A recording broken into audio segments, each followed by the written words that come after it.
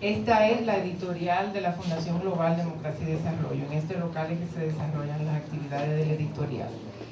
Y hemos querido invitar al doctor Leonel Fernández para que nos hable como escritor y como analista político.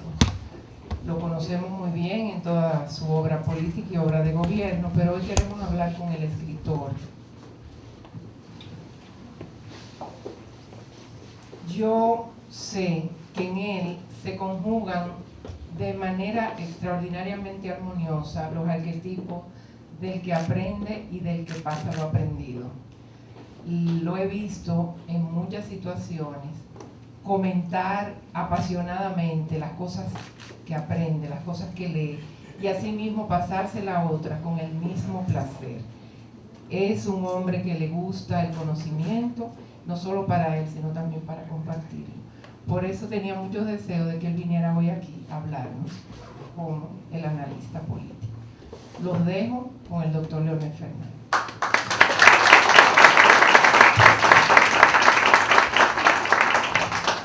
Bueno, pues empiezo por agradecer a Noris esta invitación que me ha hecho para compartir con ustedes en el día de hoy y la presencia de ustedes también, sobre todo en esta hora de la tarde que resulta tan difícil moverse en la ciudad. Y cuando recibí esta invitación, me puse a reflexionar si Noris no se había equivocado de personaje, porque en realidad quizás el ser escritor es una aspiración que todavía no logra cuajarse plenamente. Pero ya luego pensé, bueno, puede tener alguna utilidad compartir vivencias, compartir experiencias de cómo a veces hay algo que está en la vida de uno, se produce o no se produce, pero es el fruto de determinadas experiencias que se van teniendo. Y quizás eso sea lo útil de poder compartir con ustedes aquí en el día de hoy. Yo creo que el interés por escribir nace más bien por el interés por la lectura. O sea, primero es como lector y ya luego la condición de lector conduce a uno a aspirar, a poder también transmitir sus ideas, sus pensamientos y sus sentimientos. Y creo que la pasión por la lectura nace muy niño. Yo recuerdo desde que tengo uso de la memoria mi interés por lo impreso. ¿Por dónde pudo haber surgido eso, tal vez? Aunque la gente cree que yo soy de Villa Juana, en realidad yo nací en San Carlos, en una calle que se llama la Gaspar Hernández, que da a la 30 de marzo. Una calle antes de la 27 de febrero. Es decir, casi frente a la Barra Pañache. Correcto, para que tengan una idea de por dónde era la cosa. Y yo recuerdo muy niño que en la 30 de marzo, cuando yo tendría tal vez 6 años de edad, o sea, en la más tierna infancia que uno pueda recordar, me paraba o me llevaban hasta la Gaspar Hernández, esquina 30 de marzo, y hacia abajo de la Barra Payán había un señor que vendía libros, que estaba ahí, era un librero, y ponía paquitos. Entonces a mí me fascinaba que me llevaran ahí a comprar paquitos y a ver los libros y a ver eso. Ese señor duró muchos años ahí. Estaba antes en dirección hacia la 27 de febrero de una escuela que tenía la familia Silié, el papá de Rubén Silié. Bueno, pero eso, en esos años yo veía esos paquitos y eso me fascinaba verlo y creo que de alguna manera empezó el interés por ahí. Ya luego, muy niño también, emigro hacia Estados Unidos, hacia Nueva York. Y la escuela donde estaba, que la recuerdo todavía, y cuando voy a Nueva York suelo cruzar por ahí siempre para recordar, y la escuela sigue igual que como la dejé, hace más de 40 años, 45, 50 años, no le cuenten eso a nadie, que son tantos ya. En la escuela había una biblioteca, como suelen tener las escuelas en Nueva York, una biblioteca interna, una magnífica biblioteca. La escuela tenía como 4 pisos, estaba en la segunda planta y correspondía por obligación una visita del curso una vez a la semana a la biblioteca. O sea, había que estar como una clase que se tomaba en esa biblioteca. Bueno, entonces íbamos ahí y los niños podían tomar prestados 2 libros por semana para llevárselos a su casa y luego los podían devolver a la semana. Bueno, entonces ahí empezamos a tomar los libros prestados.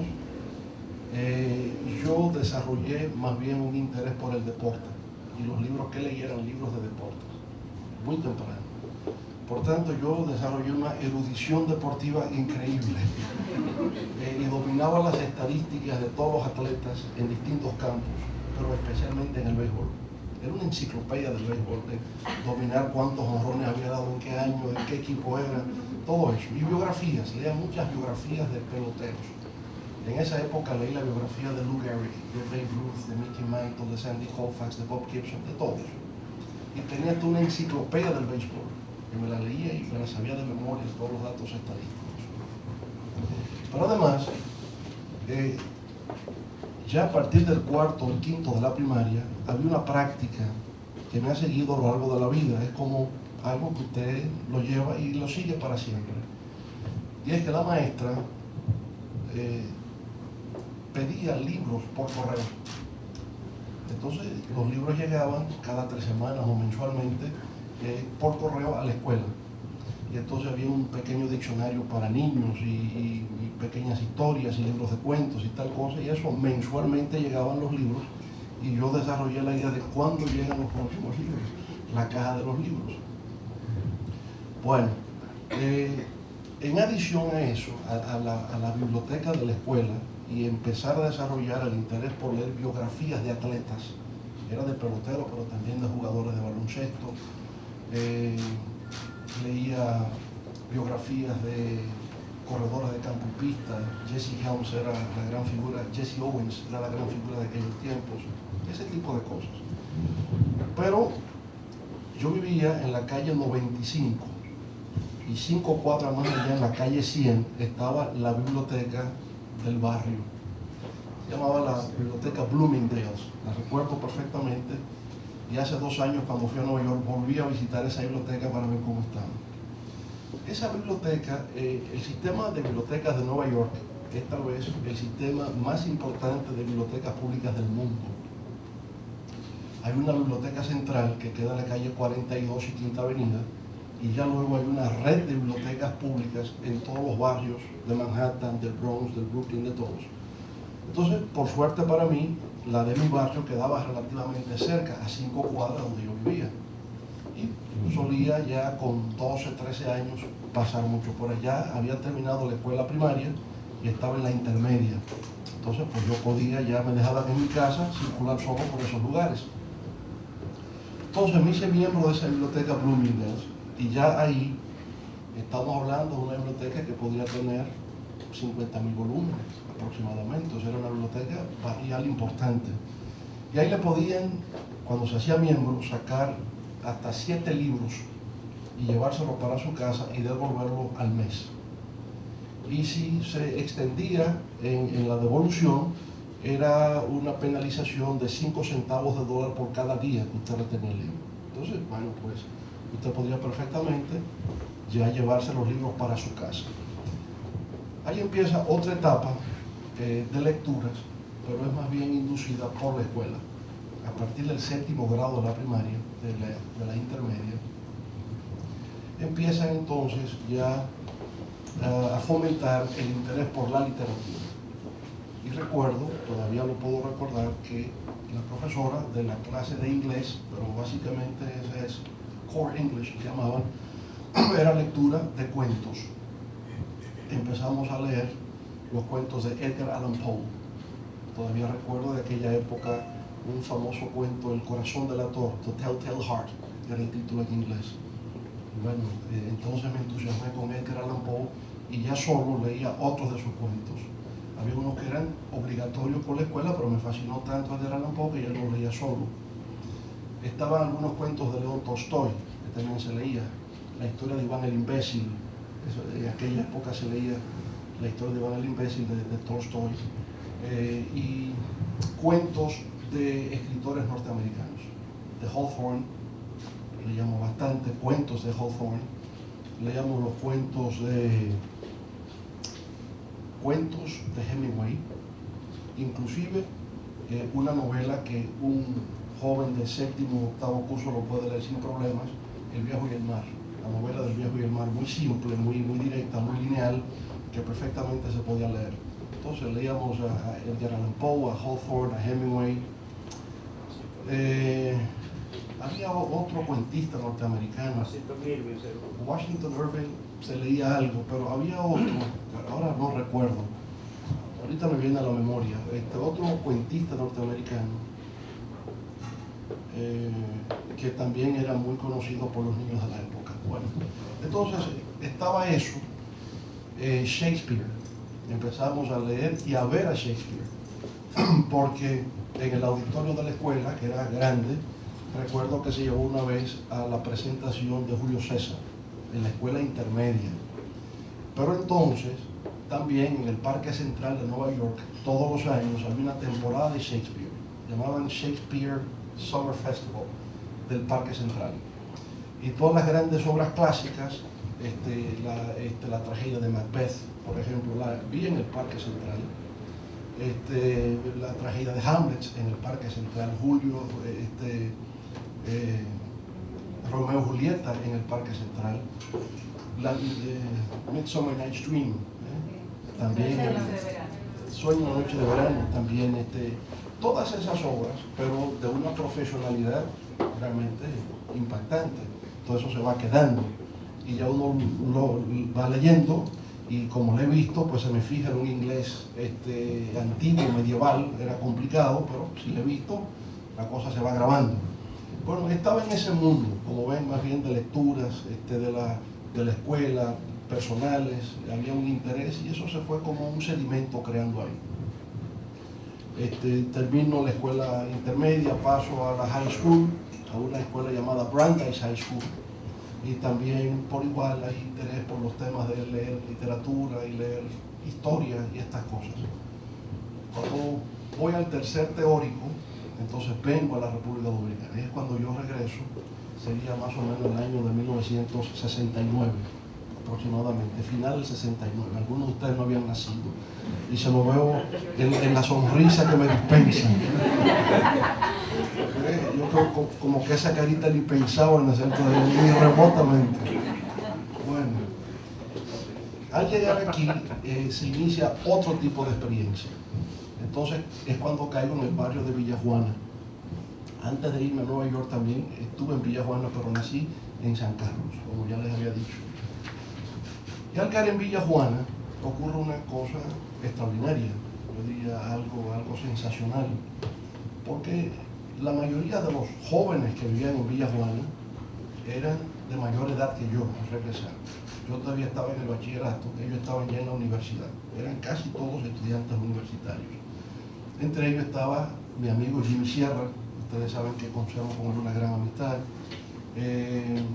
Por ahí llegó a vivir el doctor César Pina Toribio en esa época. Adriano,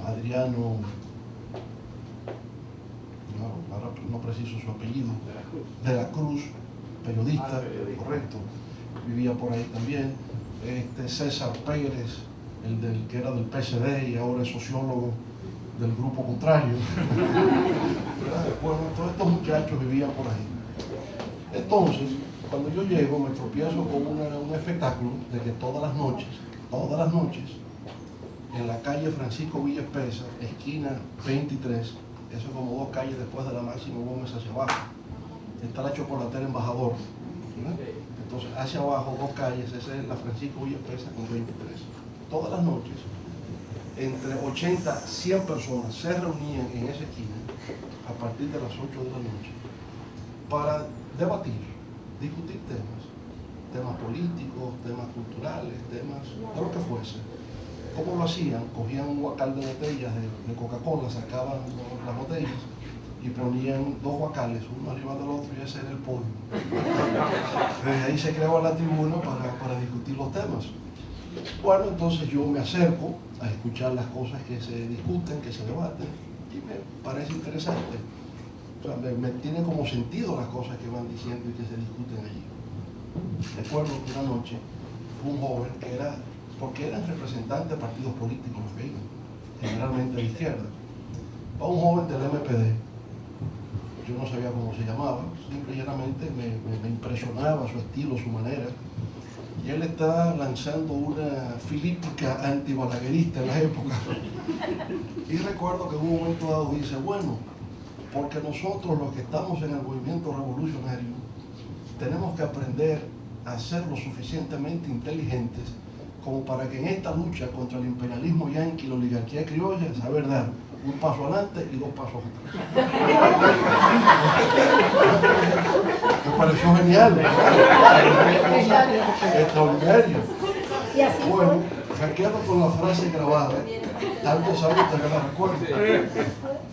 Cuando después, como 3 semanas después tal vez, llega Jimmy Sierra, que era entonces representante del PSD, y está haciendo uso de la palabra en el foro de la esquina, y por igual atacando el régimen de la época y su violación a los derechos humanos, y cómo había que asumir un proyecto revolucionario. Y recuerdo que en un momento dado dice, porque tenemos que recordar la frase del camarada Lenin, en esta lucha siempre es un paso adelante y 2 pasos atrás. Digo, esto fue lo que dijeron eso en ese momento en la clase, de donde yo saqué la conclusión de que el muchacho que había hablado 3 semanas atrás era Lenin. Él fue el primero que lo dijo. Entonces, esa fue mi conclusión, que allí me citaron, compañero Lenin. Entonces, al día siguiente, le digo a mi primo, que era militante del PSD de la época, yo quiero que ustedes me presenten a Lenin. Yo quiero conocerlo personalmente, porque una gente que diga una frase como esa, hay que conocerlo. Y por supuesto mi primo me hizo una mala pasada porque regó en el barrio. Yo quería conocer a Lenin y cuando salí a la calle todos se burlaban de mí, ¿verdad? Como ustedes pueden suponer. Bueno, entonces, a partir de ahí, digamos, uno empieza a interesarse por temas. Lo que dominaba era una visión de izquierda, una visión marxista que estaba en el barrio, o sea, eran del MPD, de la línea roja del 14 de junio, de los grupos de izquierda. Y en eso, entonces me dan a leer un librito, un libro que en realidad me produjo un impacto tremendo cuando lo leí como a los 15 o 16 años de edad.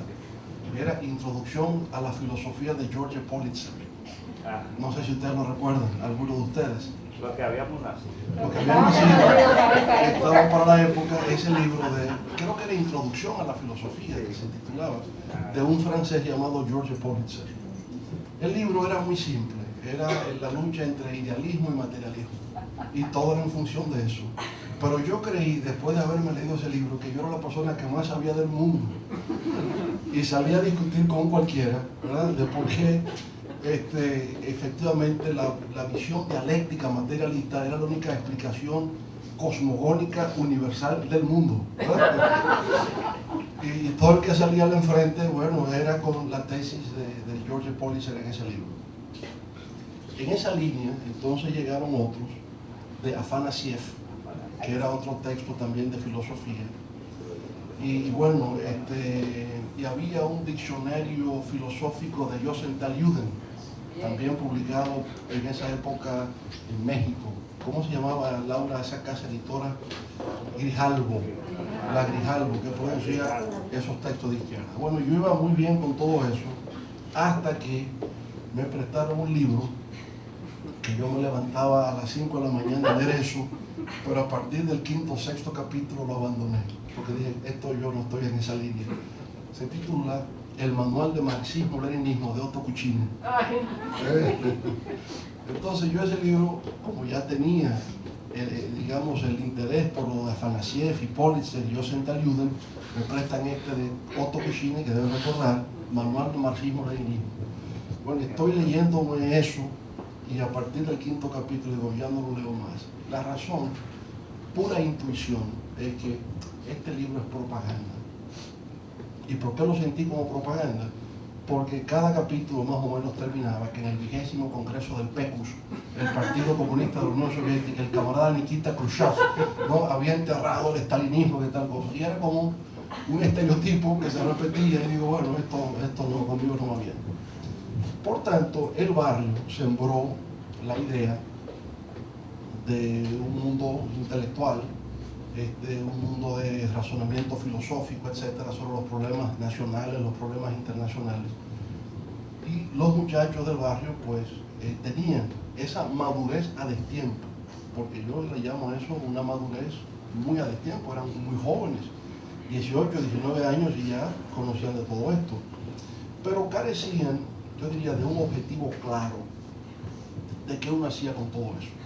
Y ahora que yo leía Afanasieff y yo senté al Juden, ¿y qué hago yo con todo esto? O sea, y el que nos aclaró todo eso fue una figura que regresó a República Dominicana en el año de 1970 y empezó con unas disertaciones diarias por la radio de 1:30 a 2 de la tarde, llamado Juan Bosch.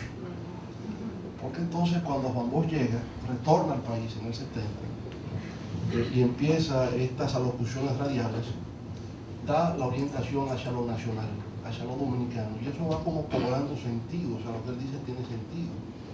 Y todo el debate que teníamos, ¿no?, del feudalismo, de la burguesía, de tal cosa, Juan Bosch como que nos los desmonta rápidamente. Dice, eso aquí nunca ha sido así. El problema dominicano es una burguesía contra clase obrera, y dando una explicación histórica, va ganando a un grupo de jóvenes también del barrio.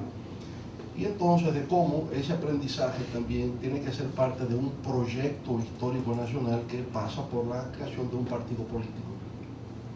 Por tanto, yo diría que Juan Bosch hizo el aporte o la contribución de aclarar a una generación dominicana para qué servía todo ese interés por las ideas y todo ese interés por la política y por la cultura.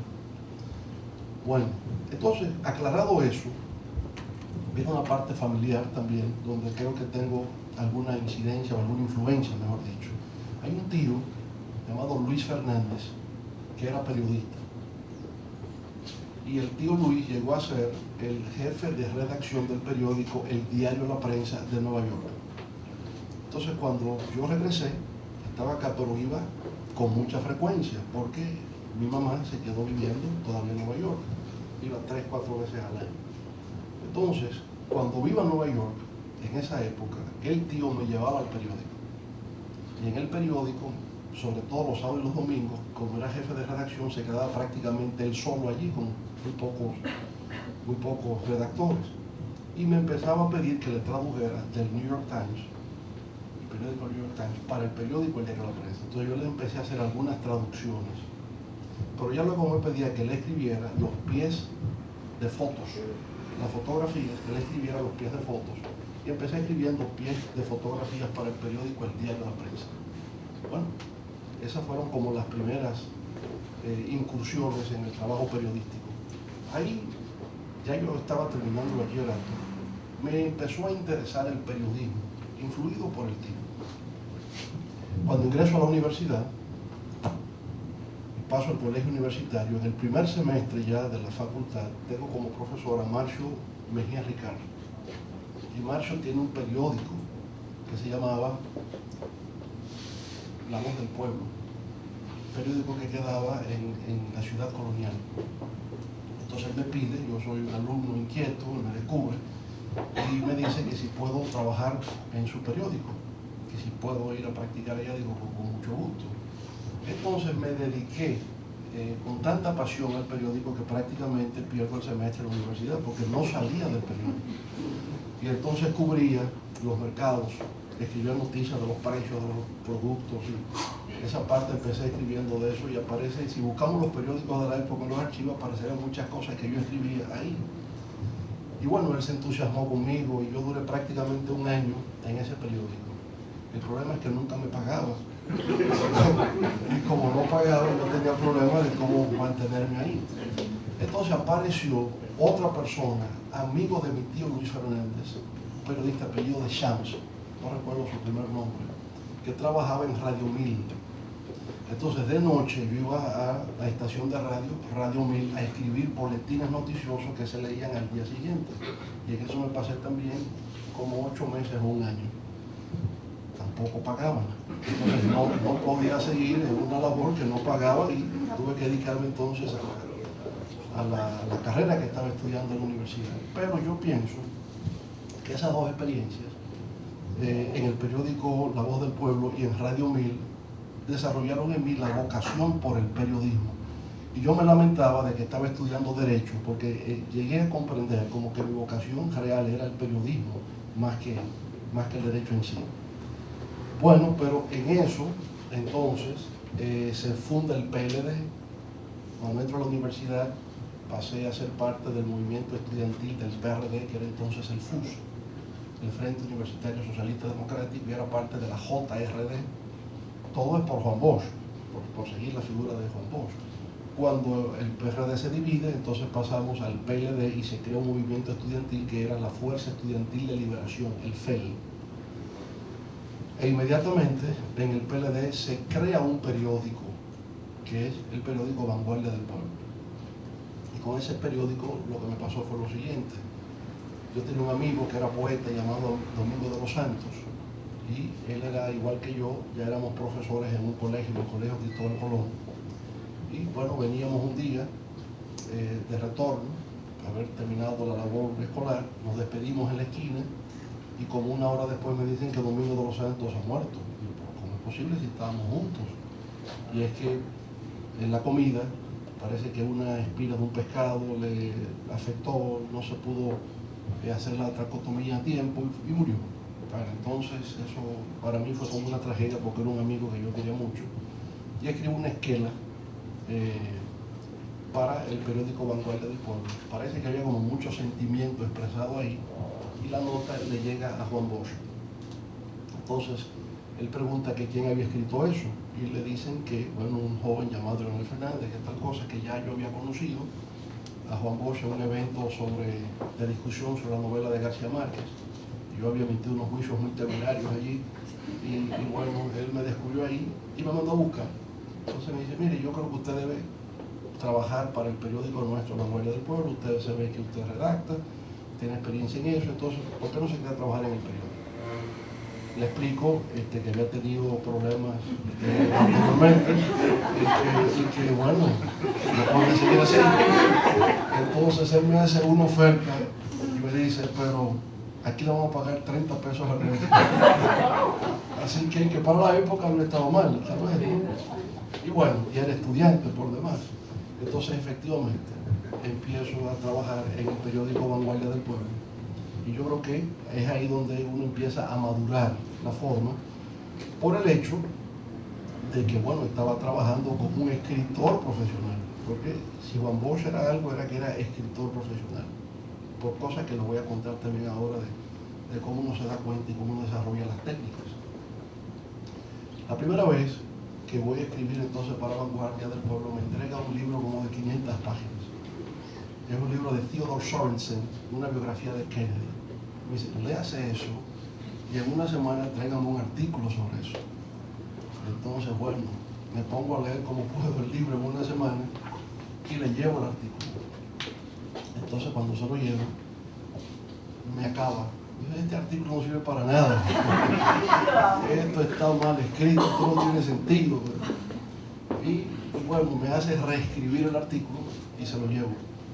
Esto está mejor y lo publica, pero no crea que está bien todavía. Y lo publica. Y entonces me da nuevos materiales para la semana siguiente. Periódicos del New York Times que él tenía. Creo que estaba problemas del Medio Oriente. Me dice, escríbase algo sobre estas cosas. Y yo no conozco el tema, no lo puedo tampoco hacer tan rápido. Tómese 2 semanas. Bueno, y empiezo entonces a escribir eso.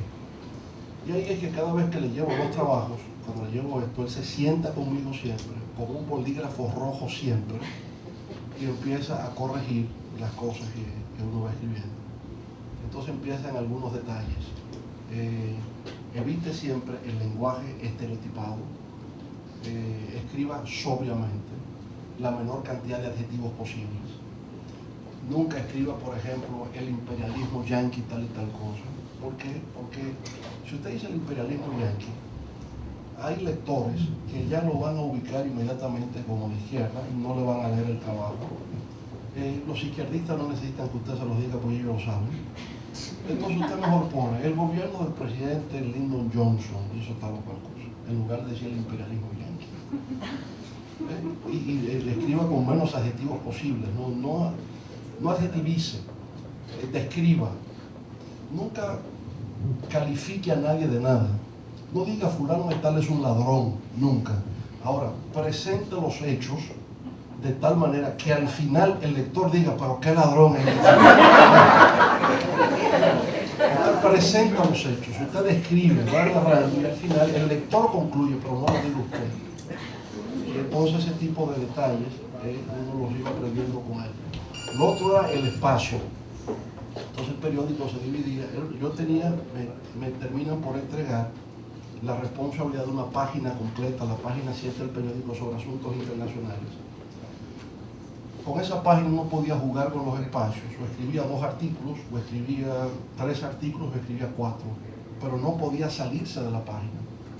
Entonces, si escribía media página un artículo, eso tenía que darme 45 líneas.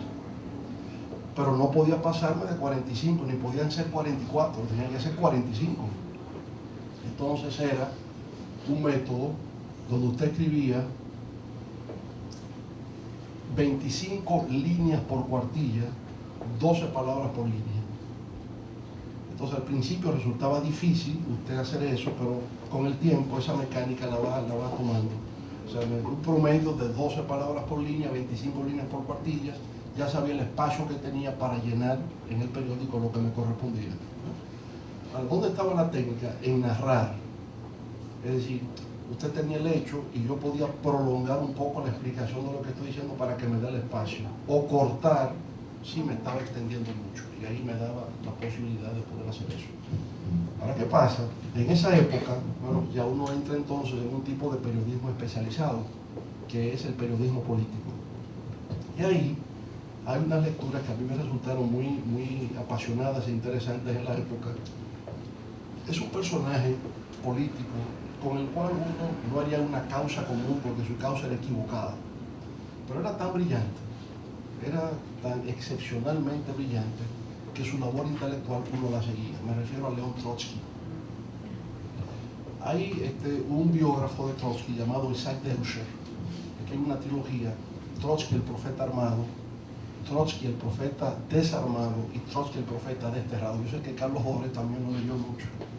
El primer volumen, sobre Trotsky el profeta armado, narra la historia del periódico del partido bolchevique llamado Iskra.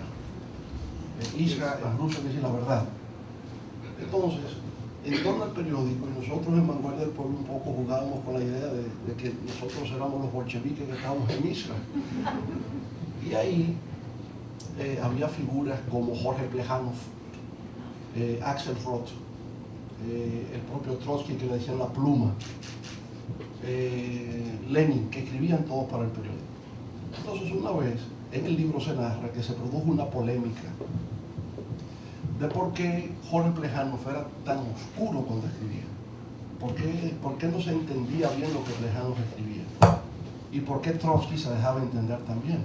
Eso discutían entre algunos de los articulistas, de los periodistas de Israel.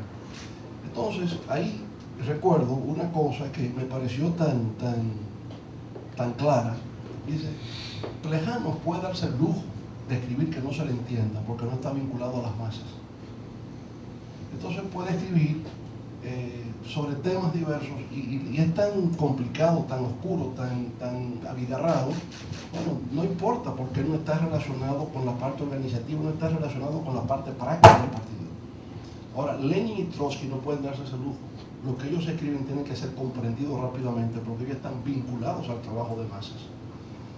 Entonces, leyendo eso descubrí, pero mira qué cosa más interesante. Lo traslado al campo dominicano. Ya yo sé por qué Jiménez Grullón puede no ser entendido. Porque de hecho, para nosotros en esa época, lo que Jiménez Grullón escribía no lo entendíamos tan bien. Era oscuro, era complicado, era complejo leer a Jiménez Grullón.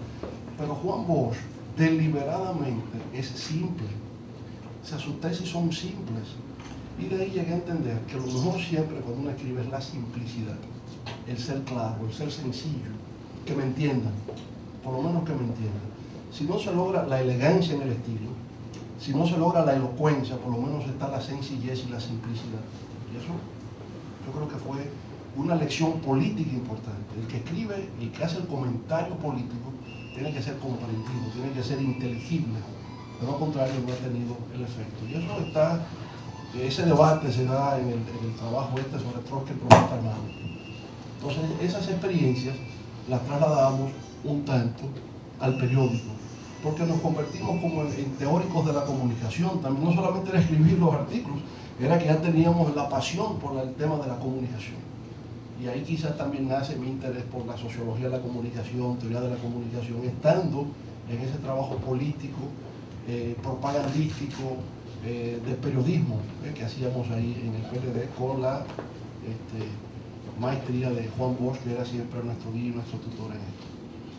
Bueno, yo pienso que la escuela de cómo escribir y cómo hacer el comentario político estuvo pues entre lo que hacía en el periódico La Voz del Pueblo, lo que hacía por Radio 1000, lo que hice con el tío en Nueva York, lo que hacía aquí en Vanguardia del Pueblo, luego en la revista Política, Teoría y Acción, que escribía todos los rellenos y participaba en todo esto.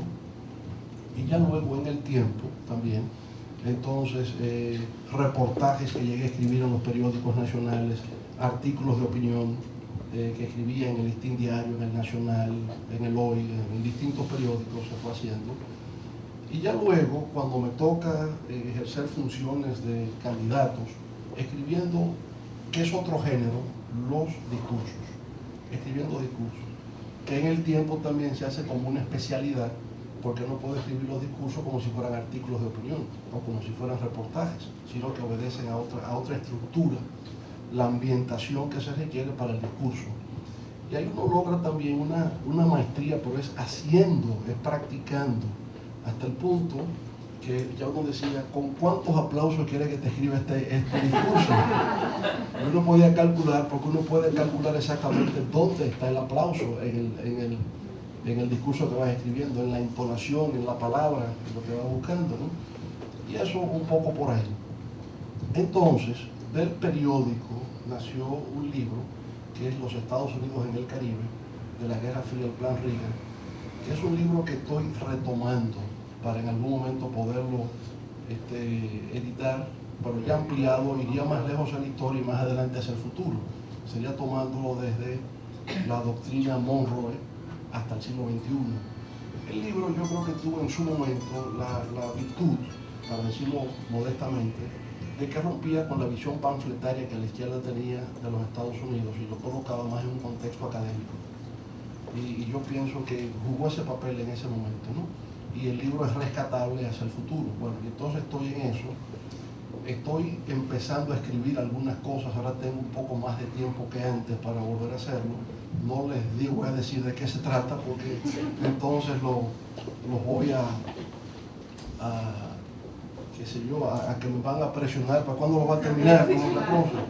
Entonces, pero lo estoy haciendo, o sea, hay varias cosas que estoy empezando a trabajar, porque creo que ahora es mi deber ya dejar algún legado en ese sentido, de cosas vividas, de experiencias en la política, en el gobierno, en fin, ¿no?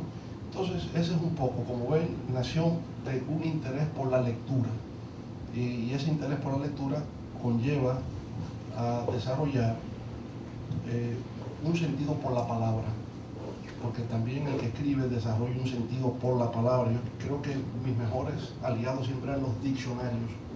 Yo tengo todo tipo de diccionarios, del diccionario directamente de la lengua, diccionario de antónimos y sinónimos, diccionario de citas, diccionario de una lengua a otra, o sea, muchos diccionarios, porque yo creo que es la herramienta fundamental de un escritor, el diccionario. A veces usted está escribiendo, no encuentra la palabra exacta que necesito, lo resuelve un diccionario de sinónimos y antónimos, no el otro, el diccionario de sinónimos, porque bueno, estoy repitiendo el mismo término, pero estoy embotado, no encuentro la otra, el diccionario me lo resuelve. Y a veces con los estudiantes, ¿y qué libro usted me recomienda? Un buen diccionario, porque en el fondo es la fuerza de la palabra. Y lecturas diversas.